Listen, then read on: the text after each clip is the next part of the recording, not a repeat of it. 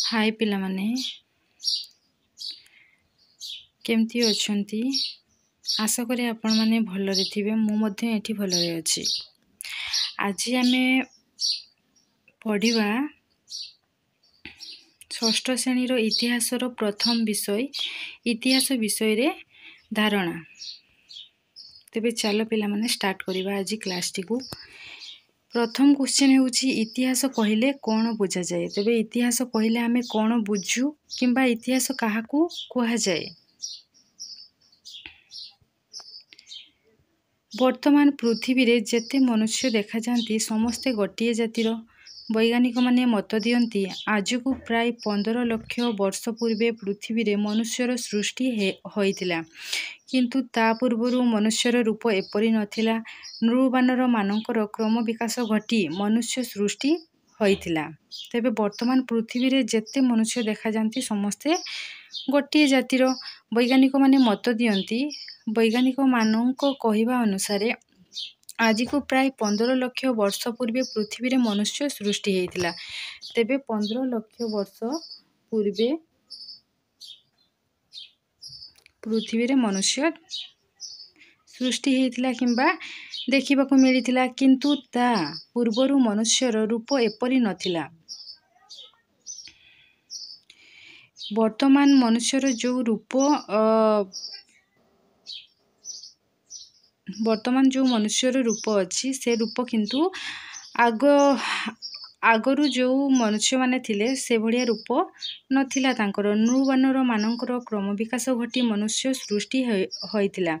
तेबे नृबानर मानकर क्रम विकास घटी मनुष्य सृष्टि होइतिला। तेबे मनुष्य किपरि सृष्टि हेइतिला एटा भी गुड क्वेश्चन। नृबानर मानकर क्रम विकास घटिकी मनुष्य सृष्टि होइतिला। वर्तमान पृथ्वी पृष्ठ रे सही प्रकार नृबानर नाहांती। सही जातिर गिबन, ओरांगटांग, गोरिल्ला और सिंपाजी माने एबे पृथ्वी रे देखा जाउछंती। गोरिल्ला देहर गठन भली मनुष्य देहर गठन होइछि। एहा छडा सिंपाजीर बुद्धि सहित मनुष्यर बुद्धि मेळ खाइबारे देखा जाय। एटा भी पिला माने गोटे क्वेश्चन मने रखिबो। गोरिल्ला देहर गठन भली मनुष्यर देहर गठन होइछि। एहा छडा सिंपाजी बुद्धि सहित मनुष्यर बुद्धि मेळ खाइबारे देखा जाय प्राय टाइम। मनुष्य मानकर सांस्कृतिक धारा अति प्राचीन। सामाजिक रीतिनीति और अस्त्र शस्त्र तैयारी मनुष्य संस्कृति आरंभ होइछि बोली कहा जाय। एटा भी पिला माने मने रखिबा पई चेष्टा करिवो जे मनुष्यर संस्कृति केउठारु आरंभ होइछि। मनुष्य मानकर सांस्कृतिक धारा अति प्राचीन। सामाजिक रीतिनीति और अस्त्र शस्त्र तैयारी मनुष्य संस्कृति आरंभ होइछि बोली कहा जाय।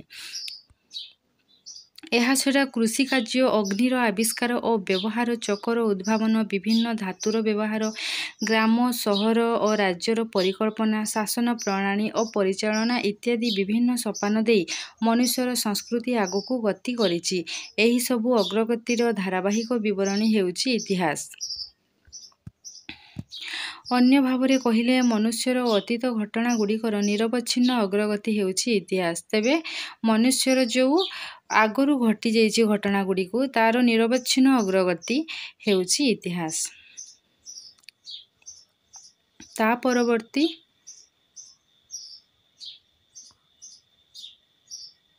आड़को जीवा।